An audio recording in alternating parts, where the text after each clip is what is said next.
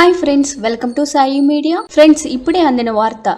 Senior సిటిజన్లకు good news చెప్పిన ప్రభుత్వం. దీనికి సంబంధించిన కంప్లీట్ డీటెయిల్స్ అయితే ఈ వీడియోలో చెప్పడం జరిగింది. ఫ్రెండ్స్, వీడియోని పూర్తిగా చూడండి. అలాగే తప్పకుండా లైక్ చేసి ఛానల్ అయితే సబ్స్క్రైబ్ చేసుకోండి. సబ్స్క్రైబ్ చేసుకోవడం వల్ల ప్రభుత్వం నుంచి వచ్చే ముఖ్యమైన అప్డేట్స్ అన్నీ కూడా ముందుగానే మీకు తెలియజేయడం జరుగుతుంది. ఫ్రెండ్స్, ఇంకా లేట్ చేయకుండా వివరాల్లోకి అయితే వెళ్ళిపోదాము.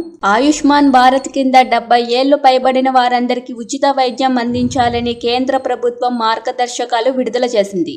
అయితే దీన్ని తెలంగాణలోనూ అమలు చేసేందుకు రాష్ట్ర ప్రభుత్వం కసరత్తు చేస్తున్నది. ఆరోగ్యశ్రీ ఆయుష్మాన్ భారత్ పరిధిలోకి రాని 70 ఏళ్ల పైబడిన వయసు వారు తెలంగాణలో దాదాపు 5 లక్షల మంది ఉంటారని వైద్య ఆరోగ్య శాఖ వర్గాలు అంచనా వేస్తున్నాయి. వారందరికీ ఆయుష్మాన్ భారత్ స్కీమ్ ప్రకారం దేశవ్యాప్తంగా ఎక్కడైనా ఉచిత వైద్యం అందించనున్నారు. కేంద్ర పథకం వెబ్సైటుల్లో తమ పేర్లు నమోదు చేసుకున్న వారికి ప్రత్యేకంగా ఆయుష్మాన్ కార్డులు అందజేస్తారు. ఏదైనా అనారోగ్యానికి గురైతే ఆసుపత్రిలో చేరితే 5 లక్షల వరకు ఉచిత వైద్యం అందిస్తారు.